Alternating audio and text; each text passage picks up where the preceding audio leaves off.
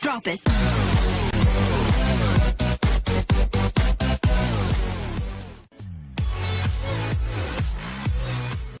My friend, please pick one. And so we have a microphone for our judges. Alright, thank you. If you may get to read the name, excuse me, you have chosen judge Mr. Cyrus Boy Cruz. Cyrus, good evening.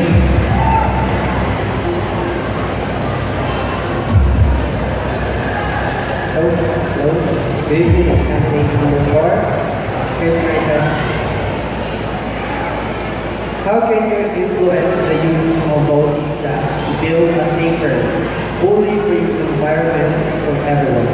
I repeat, how can you influence the youth of Bautista to build a safer, bully-free environment for everyone? Don, your final question is, paano mo may influensya ang mga kabataan dito sa Bautista para maging safe, ligtas at bully-free ang ating magandang bayan na Bautista? Thank you po. As a candidate and also as an SK chairman of my barangay,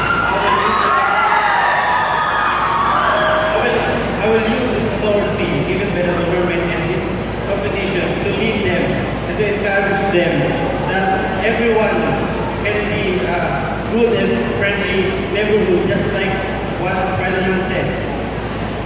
Sabi nga po nila, ang pagkakaibigan ay isang simula ng pagmamahalan na nabubuo sa isang pamilya. Pamilya na isang na basic unit ng ating family. Yun lang. Thank you very much. This is John R.G. Rila, your finalist 4. Good job. Thank you very much, my friend. Now let's get to call finalist number 8. Christian Moore.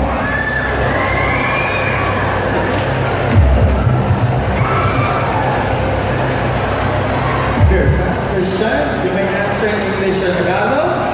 And please pick the name of a judge na magtatanong ng common question ninyo, gentlemen. If you begin to open up for me, my friend.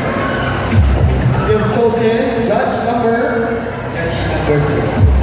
Judge number 3. Ang pinakamamahal kong Sir Jaime Pro. Sir Jaime. Kaya good evening, number 8. Your question will be, how can you influence the youth of Bautista to build a safer, bully-free environment for everyone? How can you influence the youth of Bautista to build a safer, bully-free environment for everyone? Christian, paano mo ma-influensya ang mga kabataan tulad mo dito sa Bautista para maging ligtas ang bayan, bully-free at magandang tirahan? Hindi po sana lahat.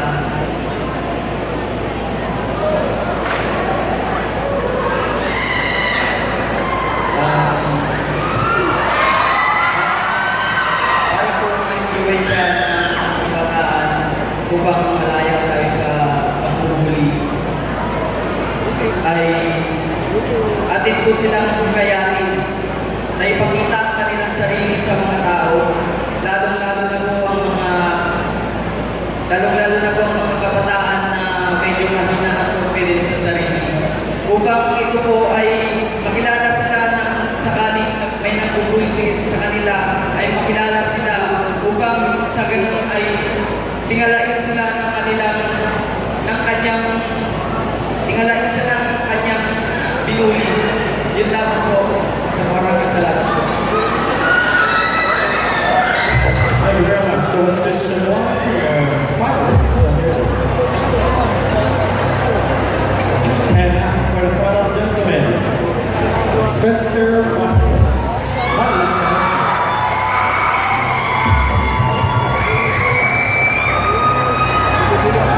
Spencer. Like your all co-finalists, we answer in English or Tagalog. And please take a name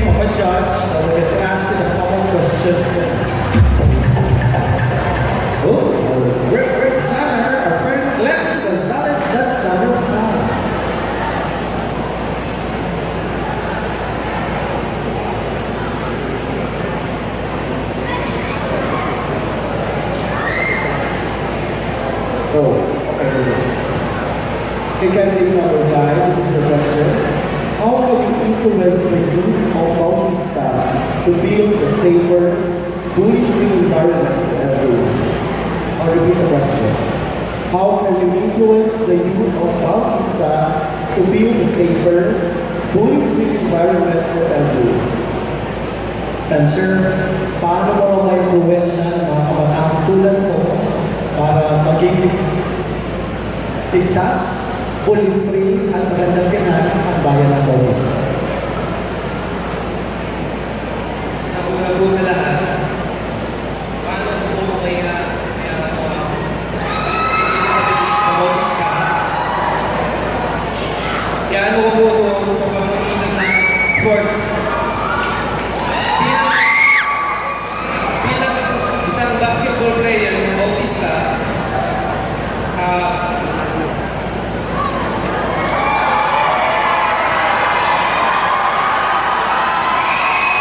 bilang basketball player ng Bautista, gusto ko pong hikayatin ng mga kabataan na maglaro ng basketball at iwasan ang mga away at mga bully na yan. Yun lang po, maraming salamat. Thank you very much. 5 Spencer. Passes.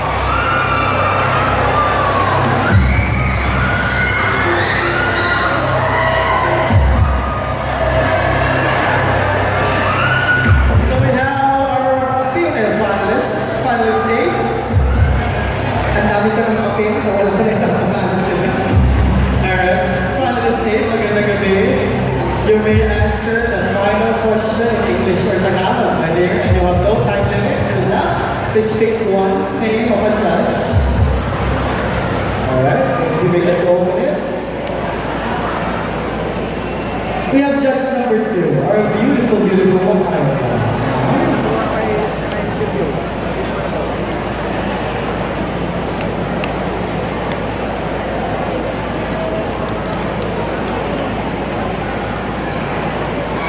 As this will be a common question, but we will be coming from the voices of course, our different panel tonight.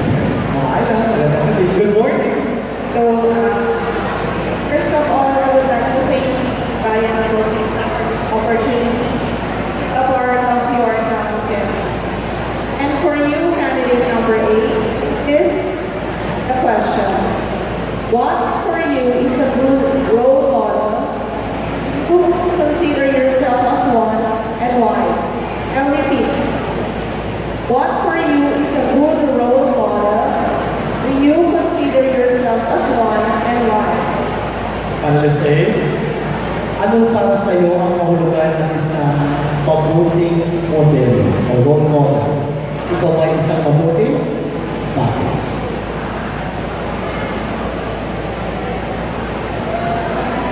For me, I am an example of a role model because I am a learner and eventually a listener. If you are a learner, you are willing to learn something new. You are willing to adapt change. You are willing to learn from others. And to become a listener, that is the important thing in this world. Because to listen what others say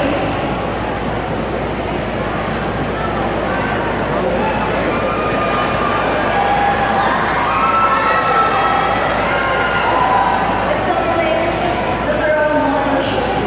Thank you. Thank you very much. That was finalist A. Let's continue with the next finalist. And she is finalist number 5.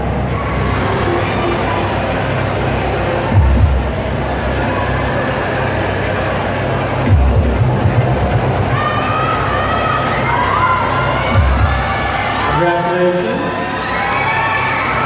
And good luck. Alright, this will be the last part of the competition. So, Ready or not? There we go. Yeah. You may answer in English or Tagalog. And we have no time limit for the final round. Please pick one. One judge. It's available for me, my dear. Ibuksan naman. And she happens to be our favorite judge number 3, Sir Jaime Poe. Pakitanong mo naman mali ang final question para sa ating mga Pilipinas. Okay, finalist number 5. This is your question. What is for you is a good role model? Do you consider yourself as one and why? I repeat, what for you is a good role model? Do you consider yourself as one and why? Iyan. Ano para sa iyo ang mahulugan ng mabuting role model? Isa ka bang role model? Bakit? Tingin ko po, ako po ay magandang ehemplo sa amin, lalo na sa mga kabataan. Sa tingin ko po, ang role model ay binibigyan ng kagandahan ng ating lugar at maging maayos ang ating paligid. Thank you very much. Judges, she's finalist number 5. Good luck. Thank you very much. And finally, one more.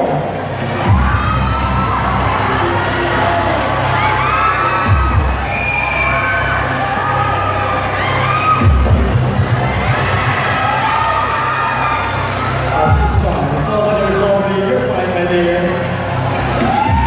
Let's enjoy this moment. Now you're smiling.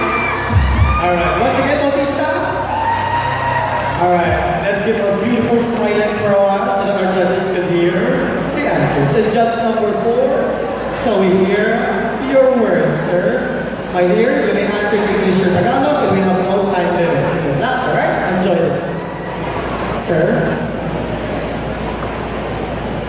Candidate number 3, Pangasinan. Class na lang.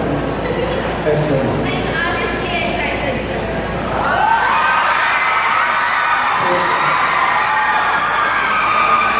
Good question. What are you good role model? Consider yourself as one. Iya. Ano para sa iyo ang kahulugan ng isang mabuting ehemplo or a good role model? Isa ka bang good role model?